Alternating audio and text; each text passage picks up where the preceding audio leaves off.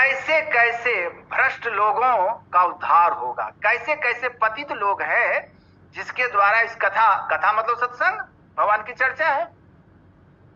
उसमें बताया ना, धुंधुकारी ने गोकर्ण को क्या कहा? गोकर्ण ने कहा मैं तुम्हारे लिए, मुझको जब पता चला धुंधुकारी की कि मारा गया तो उसके लिए मैंने क्या कर दिया, गया में श्राद्ध की क्रिया कर दी। तो धुंधुकारी ने कहा कि मैं ऐसा पापी हूं कि गया में 100 बार भी श्राद्ध कर दीजिए तब भी मेरा उद्धार नहीं होने वाला है। तो भाई जब गया में श्राद्ध करने के बाद भी उद्धार होने वाला नहीं है तो कैसे उद्धार होगा? तो विचार किया गया संतों की सभा में, तो क्या निकाला गया? कहा इसको सत्संग सुनाओ। सत्संग सुनाए मतलब भगवान की कथा और श्रीमद् भागवत की कथा मतलब सत्संग, ईश्वर की चर्चा। सत्संग सुनाया गया और वह धुंधुकारी, उसकी कथा आप लोग जानते ही है। धुंधुकारी प्रेत बन गया था। तो धुंधुकारी प्रेत बन गया था। वो एक बांस गाड़ा गया था, उसमें 7 पोर थे, उसी में वायु रूप बन करके वह कथा सुन रहा था। एक दिन की कथा हुई तो पहला पोर टूटा, एवं प्रकार से 7 दिन की कथा में 7 पोर टूट गए और वह दिव्य रूप धारण करके उपस्थित हुआ। ये हुआ कैसे? कैसी दुर्गति में पड़ा हुआ था और उसकी सुगति किससे हुई? सत्संग के प्रभाव से। इसलिए कहा जलचर थलचर नवचर नाना जे जड़ चेतन जीव जहाना। उसके पहले भी कहा वाल्मीकि नारद घट जोनी निज निज मुखनी कही निज होनी। कैसे कैसे लोग, धुंधुकारी का उद्धार हुआ सत्संग के माध्यम से। आप लोग वाल्मीकि की कथा सुनते ही रहते हैं। ये रत्नाकर थे, 72 मन, 72.5 मन, मैं सुन करके आया, 72.5 मन जनेऊ जमा कर रखा था। किसने? वाल्मीकि ने। वाल्मीकि तो बाद में नाम हुआ, पहले उन सज्जन का नाम क्या था? रत्नाकर नाम था। कैसे थे रत्नाकर कि उस रास्ते से जो भी जाते थे बटमारी का काम करते थे, जो भी जाए उसको मार करके उसका धन अपहरण करते थे, लूटते थे। संजोग से एक बार नारद जी जा रहे थे, नारद जी को भी पकड़ा, जो माल पानी है, जो दक्षिणा उछना मिला है सब लाओ, जमा करो। तो कहा भैया हम तो सत्संग करते हैं, हमको कहा, हम तो कहा वो सबसे गुजारा नहीं, वो सब माल निकालो।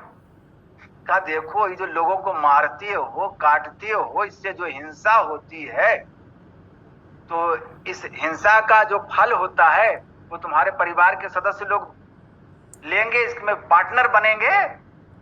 तो कहा भैया क्यों नहीं बनेगा भाई, हम खिलाते हैं लोगों को। तो कहा जाके पूछ लाओ कितना हिस्सा लेंगे, 50% लेंगे, 40% लेंगे, 30% लेंगे, 10% लेंगे, कितना? तो कहा हम जाए पूछने और तू हम ही को चकमा देने रहो नारद। तो कहा भैया अगर लगता है कि साधुआ भी झूठ बोल रहा है तो पेड़ में बांध दे। पेड़ में नारद जी को बांध दिया गया और वो गए घर में पूछने के लिए। माता पिता से पूछा, उन्होंने भी इनकार कर दिया। पत्नी पर बड़ा भरोसा था, उसको अर्धांगिनी कहते हैं, 50-50 का अधिकार था। तो उससे पूछा कि भाई हम तुमको जो बनारसी वाला साड़ी लाते हैं ना, है ना, वो बंगलोर वाला सब जो है कश्मीरी, ये सब जो लाके देते, मालूम है कहाँ से लाते हैं लोगों को और उससे लूटते हैं, तब उससे जो पैसा होता है तो तुमको देते हैं। तब तो भाई इसमें जो हिंसा होती है उसका अधिकार तो मतलब पार्टनर बनोगी ना। तो कहा इसमें पार्टनर नहीं, अपनी अपनी करनी अपने अपने साथ, बाप के करनी बाप, पूत के पूते पावे, जोरू के जोरू ही फले। अब खसम को कहा भैया जोरू तो तू ही जोरू, पाप तू ही जोरू, हम नहीं जोरू, तुम जानो। वो तो आपे शादी के समय में गछिए लियो कि जो इसके खिलाने पिलाने का सब कुछ का हम इसका अधिकार लेते हैं भैया, तो इसका तो आप जानो। अब जिसके लिए इतना सब कुछ समर्पण किया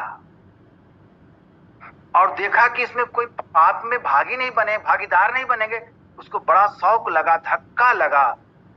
जिन परिवार के सदस्यों के लिए मैंने लोगों की हत्या की, मारा। वो बेचारा अब सोचा कि सारा पाप का भागी कौन बनेगा, हम ही को भुगतान करना पड़ेगा। बाप रे बाप, कितना लोगों को मैंने मारा है। वो दौड़ते हुए आए, किसी तरह नारद जी के पैरों पर गिरे। नारद जी को कहा, हमको कोई रास्ता बतलाइए, हमने तो बहुत लोगों को मारा, देख लीजिए कितना जनेऊ जमा है। हाँ, 72.5 मन जमा है। इतना तो जनेऊ वाला है, बिन जनेऊ वाला के कितना मारेंगे हमको पता नहीं। तो कहा, भैया नारद जी ने कहा, हम तुमको तो बाद में मुक्त करेंगे, पहले हमको तो पेड़ से मुक्त कर दो, पेड़ में बांध रखे हो। और नारद जी ने दीक्षा दी, भजन का भेद बतलाया।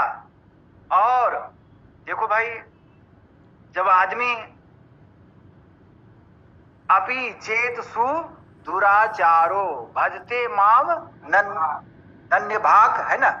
हाँ ठीक, मतलब जो अति दुराचारी भी है, अगर वह अनन्य भाव से मेरा भजन करता है, अगर अभी शुरू किया है, साधु रेव सब स मंतव्य, और क्या है, सम्यक व्यवसितो ही सहा। मतलब क्या, अभी से उसने उस पाप कर्म को छोड़ा है तो अभी से वह साधु मानने योग्य हो गया। रत्नाकर ने सारा कर्म छोड़ दिया, दीक्षा लिया, और बड़ी मनोयोग पूर्वक, दृढ़ता पूर्वक, क्योंकि बात उसको समझ में आ गई कि पाप का फल कोई और नहीं। उसको समझ में आ गया कि यदि शैल समम पापम विस्तीर्णम बहुयोजनम भिद्यते ध्यान योगेन नान्यो भेद कदाचन। पहाड़ के समान भी फैला हुआ पाप अगर है तो वह किस चीज के द्वारा नष्ट होगा, ध्यान योग के द्वारा नष्ट किया जा सकता है, और कोई दूसरा उपाय। और उसने बड़ी निष्ठा पूर्वक साधना की, ध्यान योग किया, और ऐसा किया कि शरीर में पूरे बल्मीक लग गया, दीमक लग गया, समाधि लग गई उसकी। और उसी जीवन में उसने क्या कर लिया, रत्नाकर से क्या हो गए, वाल्मीकि। उल्टा नाम जपत जग जाना, वाल्मीकि भय ब्रह्म समाना।